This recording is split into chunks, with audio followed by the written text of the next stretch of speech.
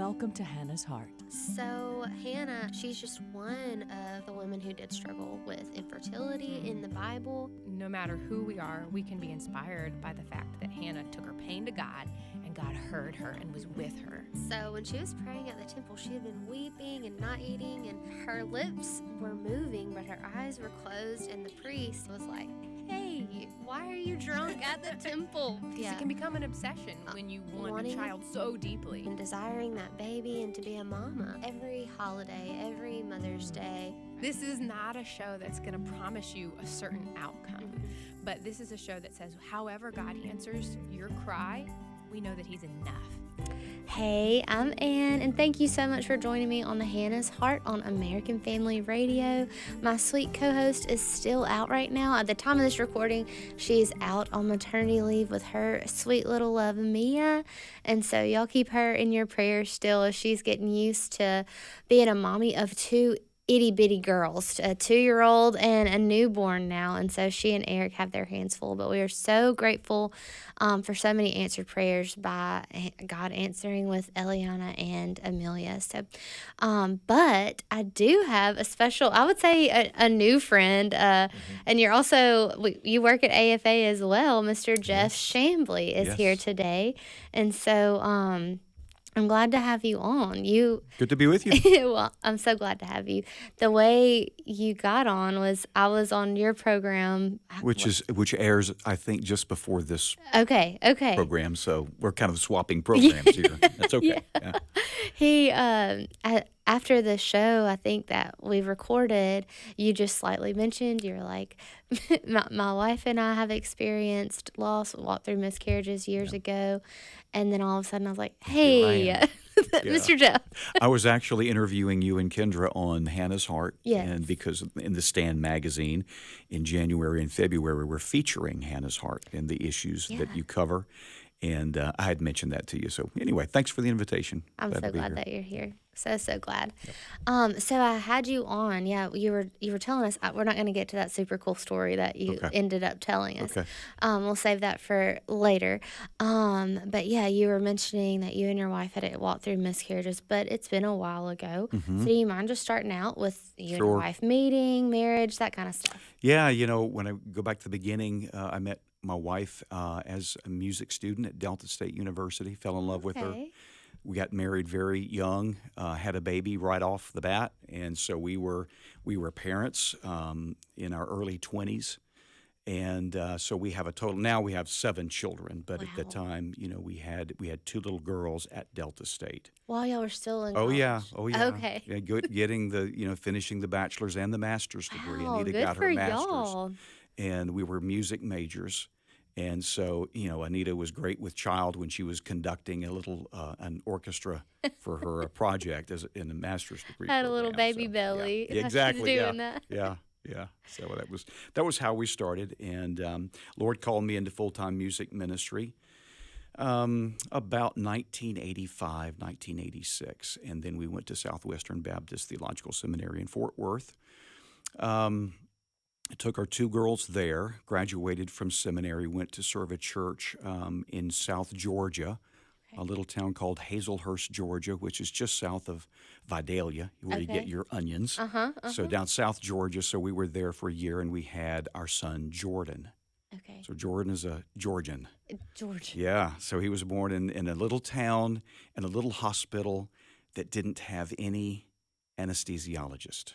Wow. That delivery is a story in itself.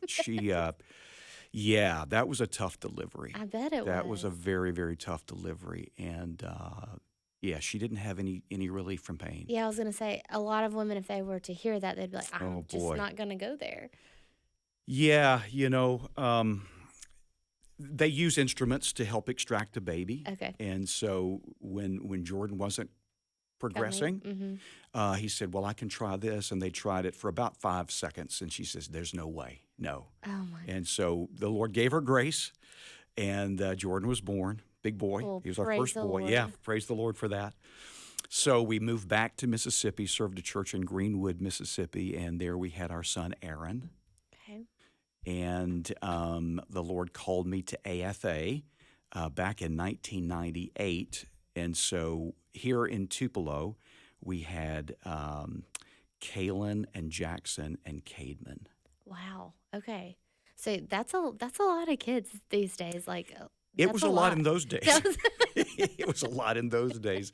But yeah, it's a lot. We had, the Lord had convicted us, I think, early on that we wanted to have a large family. Okay. The idea that children are a blessing was not a foreign concept to us.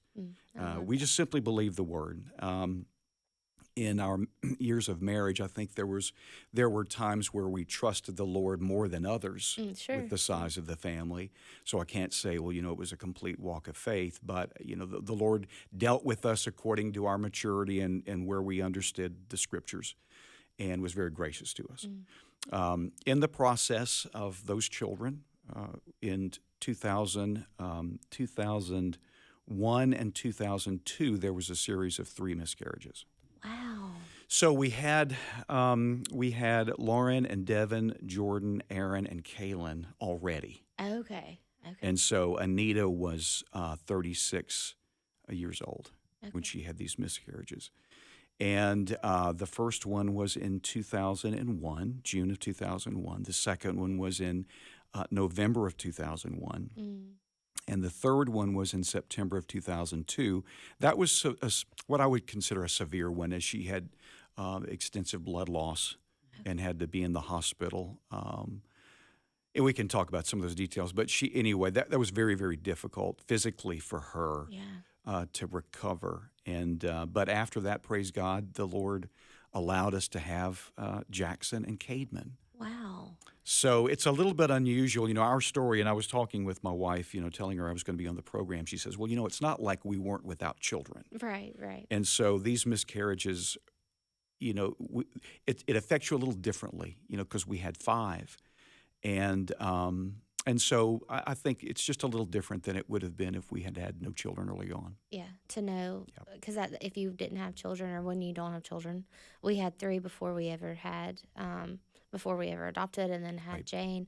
But yeah, you still wonder, like, is this just what it is for me? Am I not going to have babies, And so I'm sure that is a different, it was at my last miscarriage, was almost, well, I guess it was 2 years ago now. But yeah, it is a different feeling when you do have children, but you still do mourn that. Oh, yes, the life absolutely. that, it was Thanksgiving week of, 22 that I had my last miscarriage. And yeah, Thanksgiving week this year, it was like, I wonder who that baby would have been, Exactly. know. Exactly. But were y'all thinking like, okay, well, this might be like God saying like you're done having children? Like, We didn't know. And I think that's one of the big questions. You get there, and people on the outside would say, well, you have 5 children. Yeah. That's just people that Some haven't would say, what are you experienced thinking? loss. Yeah. The others would say, well, maybe this is a sign. And I think the temptation, had we given into that and said, well, this must be a sign, we would never have had Jackson and Cademan. Yeah, And I such a cannot scary imagine. thought. I mean, Jackson's a big, strapping 20-year-old young man. Both of them walking with the Lord. Cademan is 16 in the praise band at church. I love those boys, and I cannot imagine not having them in the family. So I don't think you can look at those situations and say, well, this is a sign. Yeah. Because you don't know what the Lord is doing. You just don't know. And so, I think we continue to walk by faith, and God blessed. Wow. Yeah. So how far along was your wife during those losses? Do you know? The first one in 2001, I don't think that she was very far along. We talked about that early this morning. I'm not sure if there was a heartbeat there. I think she was convinced that there was a baby. And I may be mistaken. This is where I wish my wife were here. I know for the second and third, there was a heartbeat and they were confirmed pregnancies. So the first, I'm not positive. Well, so even if there were not my first 2 miscarriages, they're called chemical pregnancies if there is no confirmed heartbeat. Yeah. And that's a weird feeling as well, because it was a baby, and they did say you're experiencing a miscarriage, but it was too early to ever hear the heartbeat. Yep. So it's a weird experience as a woman to know, like, as soon as you or losing the baby, you just found out you were also pregnant, and so, but you're no longer pregnant because the baby's no, so it's so many weird emotions. Right. And we would not have had the second and third miscarriages, the second one for sure, if the first one had gone. Yeah. And so, she pointed that out to me that there were three because the first one didn't, didn't survive. Yeah. So. Yeah, that's something to think about too. As a man, as a husband, how do you feel like you handled those losses? Do you remember handling them differently? Because they were confirmed pregnancies, there was a real sense of loss. More than I expected, and especially after the third one, that was so severe on her body. Yeah. She passed out, and she, she was having some stomach issues and up in the middle of the night. And so she called out one time from the restroom, and I walked in there, and she, eyes rolling back, and she just literally passed out. It Gosh, scared that's me, so scared me to scary. death. And so I took her later on the floor and called out to my daughters. Now, so we had an 18-year-old daughter and a Okay. 14-year-old daughter in the house at the time. Wow. So I was able to call them and said, call an ambulance, Yeah. and then she got her strength back and woke up, but she had lost so much blood that she became unconscious. And then that happened 2 or 3 more times in the hospital Goodness gracious. when she would sit up on the side of the bed and just simply go limp and just go to the floor. Mm. So, that to me, when you say, how did you handle it? That stood out as a shocking experience to me. I'm not a medical person. Sure. And so I'm not around people that just pass out, Right. and so that jolted me a little bit. And after the DNC that they had to do after the third one, we began talking about the issues of, okay, could we have done anything here? I don't know that we discussed that in the first two, but in the third one, we really did ask the question, what did we do wrong? But one trip, she was on a trip out of town. We were taking a vacation when the pain started and the cramping and so forth. And so the thought comes in your mind, did she just exert herself too much? Sure, yeah. And you're thinking, so all of these things going through your mind. And thankfully, we had a great OB, a believer, who understood that we wanted to have a large family. He said, look, when your body begins to do those things, you cannot do anything about it. Yeah. And that actually brought a lot of relief to me. Yes, same. A tremendous amount of relief, knowing that, look, all of this is in God's hands. Yeah. More than you think. Yeah. And so at that point, you begin to say, okay, I accept that. Yeah. You can no longer look to yourself and say, what did we do wrong? Could we have done something better? No, the answer is no. Yeah. And I think the other thing that God taught me through this was that, we had 5 children. And so there was kind of an attitude in my mind, as a young man that, hey, we could have children. I could snap my fingers and we could have a child. I mean, there's this attitude that, hey, getting pregnant, having a child is just no problem. Yeah. And so I never would say that out loud to people. Sure. But I certainly couldn't understand someone who couldn't. Yeah. And so at this point, at that instant, I would say, after that third miscarriage, the Lord showed me, I am the one who brings babies into the world. And so at that point, I began, people would say, well, when you're a young couple and you're having your third child and someone went wink, wink, what causes that? Yes. But my response changed after that. Okay. Yeah, I know who causes this. God causes this. Wow. Man does not cause this. And one of the things that our OB said was, he said that the miracle is that conception actually takes place and that a baby is born. Yeah. I mean, the real miracle is with all of the multitude of things that could go wrong in the development of an embryo, the real miracle is that nothing goes wrong. Wow. And so that, again, that helped me. Yeah. But the Lord graciously taught me a lesson, I think, that He is the one that brings life and that He doesn't share that credit or that glory with anybody.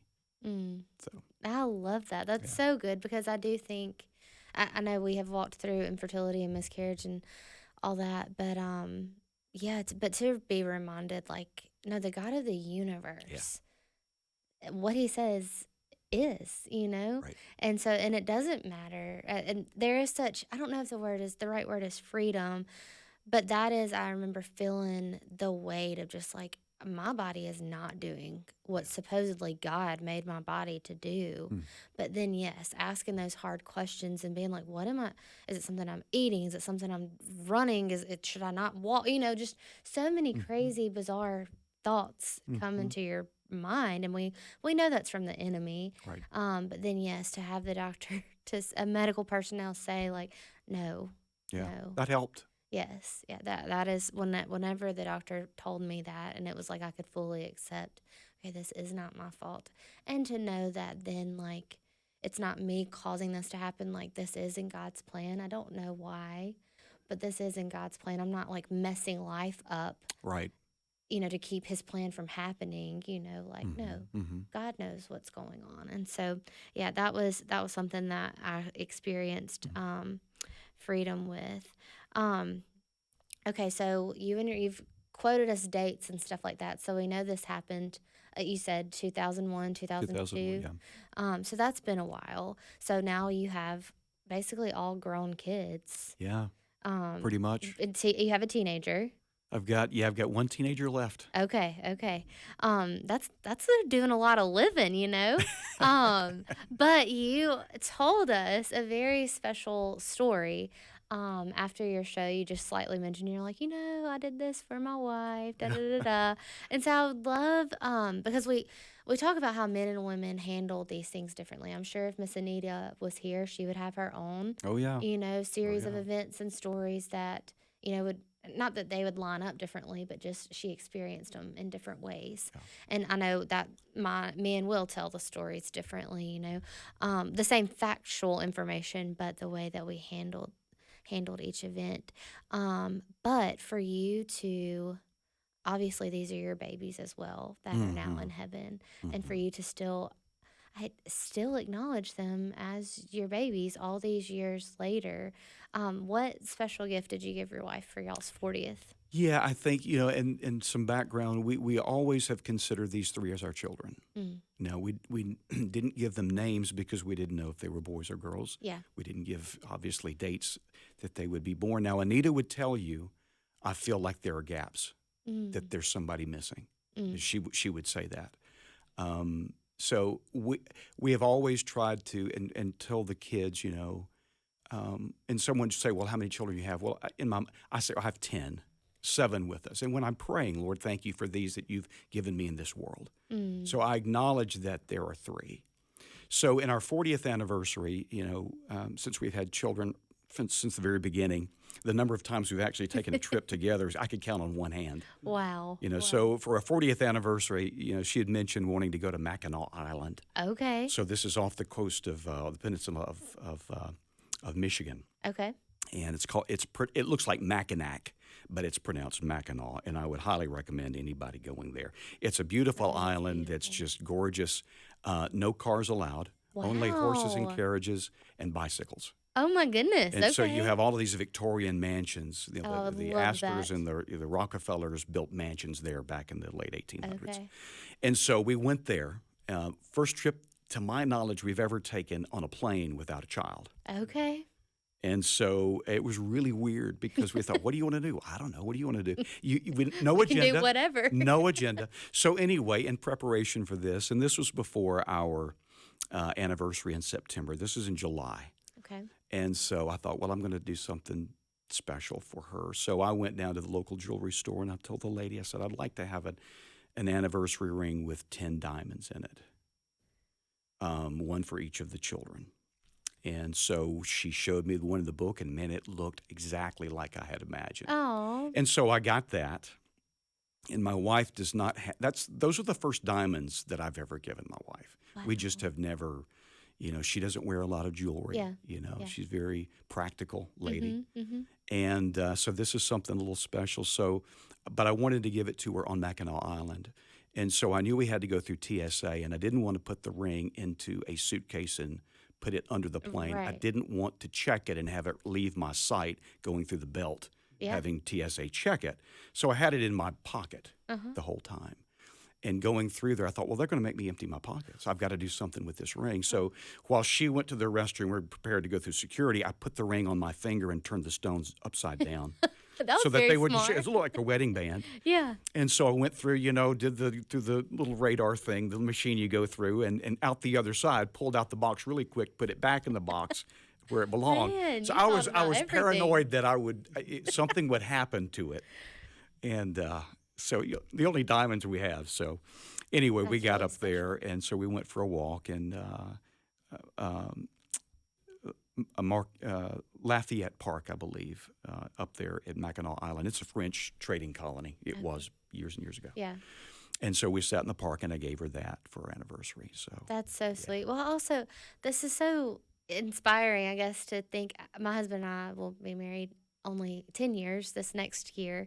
And so to think about being 40 years in and to still want to get your wife a beautiful ring, yeah, I just feel like that speaks to how sweet marriage can be, and unfortunately, I feel like a lot of people my age, we don't see that a whole lot. I mean, really, like so many of my friends' parents have been divorced, and oh yeah, in my family, we're walking through some separation right now.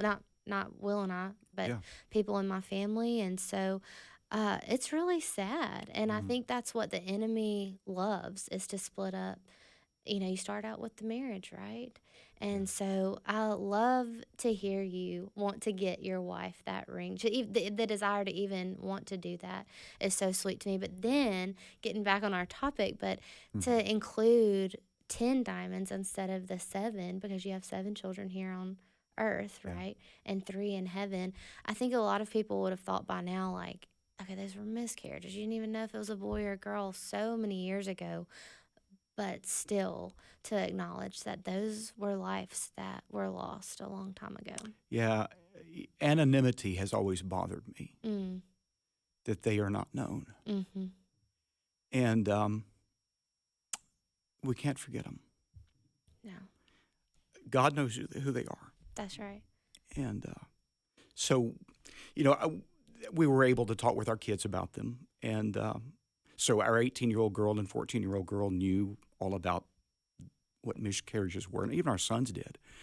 So it was something we talked about openly, but we can't ever look at a miscarriage and say, well, that's just something other than a human being with a unique personality. I just don't believe it. Yeah, that's so They good. have unique personalities. They're known by God. They have a name.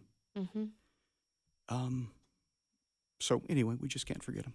No, I love that. Yep. That's awesome, and I'm right there with you. As a grandparent, we don't have much time left, but as a grandparent, we have grandparents now that would have more grandchildren, more than likely. Do y'all notice that? You said your wife can still feel someone's missing sometimes. Yeah, she feels like there's a gap in our children, but now, Anne, we have 19 You grandchildren. have 19 So, is someone missing? Well, we may not notice that. I hadn't thought of that until you asked me the question. Okay. That's not something that had come to mind. More of that gap in our immediate family. Yeah, Okay. definitely. Okay. No, that makes sense. And in my mind, they are no more developed than they were as children. I Gotcha. can't see them as No, grown people. I see them as children. Yeah, the same So- with our baby who passed away. I think I call him my forever baby boy. I see 1-year-olds now and think, well, he would be around that age, but I don't know if you would say I hope in heaven he stays a baby because I want to get to Sure. hold him as a baby. Yeah. I don't really know, but yeah, that's what I think about too. Okay, so for men that could possibly be listening that are Yeah. potentially walking through miscarriage with their wife right now, is there anything that you could possibly tell them? Well, I think, something that we talked about the other day, that this is not a problem you can fix. You can't solve the issue, men. There's a real loss that has to be experienced. There's mourning that has to happen. That's part of what God's intention is. He wants us to look to Him in desperation and to receive those unknown things that require trust and faith. Yeah. And that's what he wants for his children. He doesn't give us answers, but he does give us his presence. He gives us his promises. He gives us the assurance of the resurrection and the joy of heaven that's to come. Now, on this side of the world, I think as your wife is going through that, there are physical things that she needs help with. And sometimes for me, one of the greatest blessings I could give my wife is washing the dishes. Wow. You know, just clean the dishes. Make sure the pillows on the couch are back in order. I love that. Well, I mean, they're very practical things. Get your laundry off the table. Put it away in a drawer, not on top of the dresser. Those simple things, at least from my wife. I think you're speaking any woman's language. You know, right it's like you tell me you love me. Now, please show me. Yeah. This is how you can show me. Simple acts of Simple, kindness. simple acts. Yeah. Of love. Yeah. Well, thank you so much, Mr. Jeff. I feel like I've learned something from you today, and so I know this episode will be helpful. But I really appreciate you coming in on the show. For you guys that are listening, thank you for coming on today to hear this story, and we will see you back next week.